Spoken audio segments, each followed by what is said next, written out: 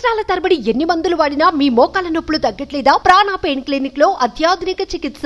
అంటే ఇంకొకటి ప్రధానంగా వినిపిస్తుంది దీంట్లో, తన బ్లడ్ శాంపిల్స్ లో 3 రకాల డ్రగ్స్ ఏదో ఐడెంటిఫై అయినట్టు ఒకటి, అండ్ ఇంకొకటి పోలీసులు అంటే మీరు అన్నట్లుగా కృష్ణవేణి అనే ఉంటుంది కాబట్టి తన ఆధార్ మిగతా అంతా కూడా ఆ నేమ్లోనే ఉంది.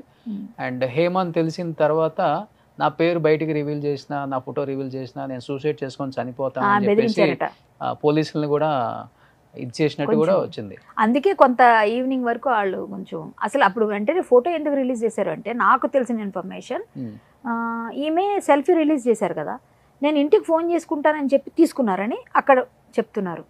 ఆ తర్వాత ఇంటికి తీసుకుని ఫోన్ చేసుకుంటానని తీసుకున్న హేమ గారు వెంటనే ఆ సెల్ఫీ రిలీజ్ చేశారు, బయట సోషల్ మీడియాలో వచ్చింది, టీవీలో వస్తుంది, ఆవిడ లేదు అరెస్ట్ అవ్వలేదు అనగానే అక్కడ పోలీసులకు కోపం వస్తుంది కదా, మా కస్టడీలో ఉంటూ మా మీద ఇప్పుడు మేము దొరకలేదు అని అబద్ధాలు చెప్తున్నామని వాళ్ళు వెంటనే ఫోటో తీసి పంపించారు. పంపించగానే ఇప్పుడు ఇవిడ ఇంకేం చేయడానికి లేదు, ఇంకా కామ్ అయిపోయింది. ఇంకా అక్కడి నుంచి బయటకు వచ్చేసిన తర్వాత మాట లేదు. అదే కానీ నిజమైన హేమ మనస్తత్వం మీకు కూడా తెలుసు, నాకు తెలుసు, ప్రపంచానికి తెలుసు. నిజంగా హేమ అక్కడ లేకపోతే, ఆవిడ ఏది చెయ్యకపోతే ఈ పాటికి మీ స్టూడియో నా ఇల్లు అన్ని బదిలిపోతాయి వచ్చి, అంటే మాటలతో. ఎలా ఎవరు మీరు రాడిసన్ తెలుసు కదా మీకు, అవన్నీ ఎలా మాట్లాడారు? ఆవిడ గట్టిగా మాట్లాడలేదా వచ్చి? ఎవరండి మీరు, నా పేరు ఎలా తీసి నేను ఇంట్లో ఉంటే నన్ను ఎట్లా అని. ఇవాళ ఎందుకు రావట్లేదండి? 3 రోజులు అయిపోయింది, నేను అవసరం వచ్చినట్టు మాట్లాడతానని దాటి వేస్తున్నారుగా. సో మీకు అక్కడే క్లారిటీ ఉంది, నిప్పు లేకుండా పొగరాదు. వచ్చింది అంటే అక్కడ ఉంది, నిప్పు ఉంది, అక్కడ సంథింగ్ ఉంది అక్కడ. మీరు అది కన్ఫర్మేషన్ లేకుండా నిన్న మనం ఏమోనండి ఆవిడ నిర్దోషిగా ఉండాలి అని అనుకుంటున్నాం, దోషి అయితే అప్పుడు మనం ఖచ్చితంగా శిక్ష పడుతుంది అన్నాం, నిర్దోషిగా ఉండాలని అనుకున్నాం, కానీ ఇప్పుడు కన్ఫర్మేషన్ వచ్చింది దోషి అని. సో ఇప్పుడు మనం ఏం చేయగలం? కాదు కళ్యాణి గారు, రేవ్ పార్టీస్ అంత కాస్ట్ ఉంటుందండి, ఒక్కొక్క మనిషికి ఎంట్రీ 50 లక్షల రూపాయలు. ఏముంటది లోపల? పార్టీ 50 లక్షలు ఏమోనండి, ఒక మనిషి ఎంట్రీ 50 లక్షలు అన్నారు. ఏమో నాకెక్కడ విన్నది మొత్తం పార్టీ కాస్ట్ 50 లక్షలు అన్నట్టు. ఒక మనిషికి ఎంట్రీ 50 లక్షలు అయితే అంత డబ్బులు డ్రగ్స్ అంత కాస్ట్ ఉంటాయి కదా మరి?